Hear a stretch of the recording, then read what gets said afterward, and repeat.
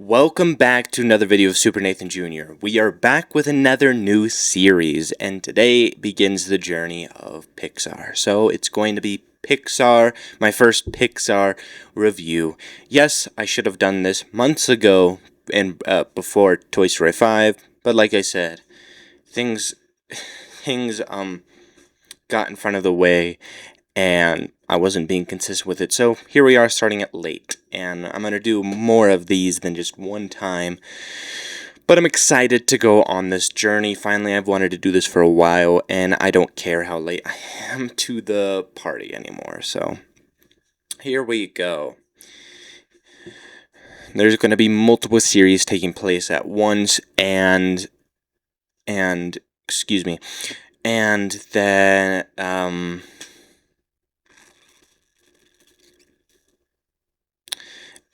but this series, since it's behind, will take a side to the upcoming series, so there will be big pauses for this series as well, in terms of how consistently I post regarding it, but we'll see what happens.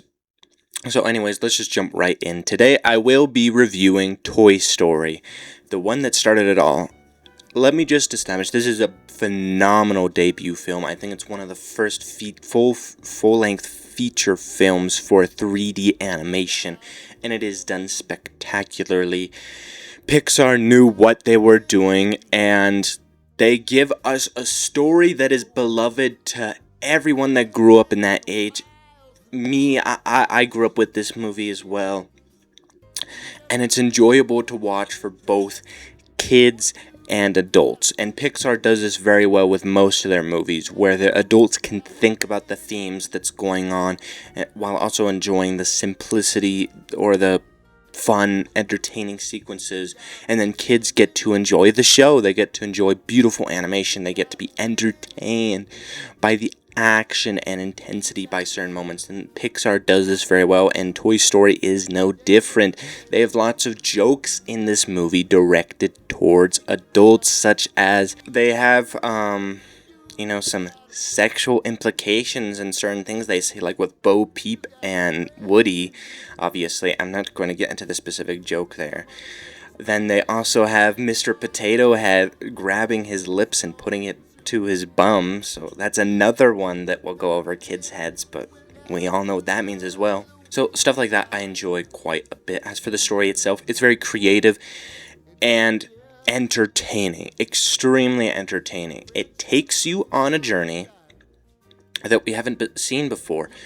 I mean, the premise alone, toys being alive and having a mind of their own, is already an interesting story, and being able to construe it and construct it into a way that's also visually and just appealing in general to adults is pretty masterful of them. The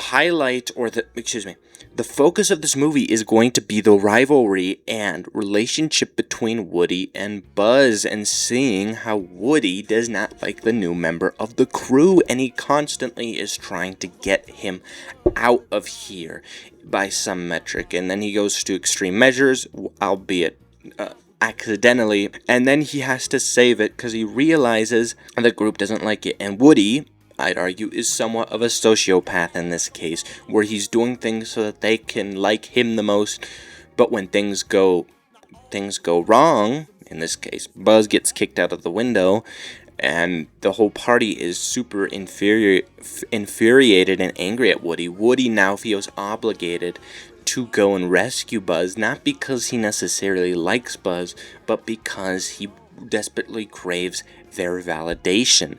And that's an interesting premise for a main character in general. I like when they go with those approaches. It's an entertaining story, seeing them go from Andy's house to the pizza, whatever it's called, I can't even remember, I guess I'm a LARPer, into like the arcade section, and then being taken by our main antagonist or villain, Sid. Goodness. And the way they have Sid as a character is also interesting, because they frame him as a villain in the eyes of the toys, but we recognize he's just a normal kid who's, maybe kind of a jerk, but that's about it. I mean, Yeah, I guess they were trying to go for some psychopathic tendencies with him, but not really. You know, he's just a normal kid. We can't really hate him because he doesn't even know the toys are alive, as seen later in the movie. So, it's a classic. It's a classic. I wouldn't say there's many deep themes in here. I mean, not really. There's not an overarching message that Pixar is trying to tackle. I'd say that it's just kind of beautiful taking a movie that's cherished by many because we've all played with toys, we've all had our fair share of memories with them, putting it on a big screen and taking us on an adventure with them, regardless of our age, that we all can enjoy, is a really bold and great approach for their debut film. So, I don't have much more to say. The animation, it aged, but it still works in this day and age. Excuse me, let me rephrase that. It certainly has aged, but it doesn't look bad. It looks pretty good for the time, and I like it a lot. I give this movie a 4.5 out of 5 or 9 out of 10. I know that's a bit high, but it holds a special place in my heart. I don't care that I'm putting a little bit of bias into this rating. I love it to death. It's a classic. It is the start of something great, and I'm so glad Pixar has become as successful as they have. So, what do you guys think of this movie? Please leave your thoughts down below in the comments. Please drop a like if you like this video, and subscribe to my channel for more content like this. Thank you guys so much for watching, and I'll catch you guys in the next one. Adios!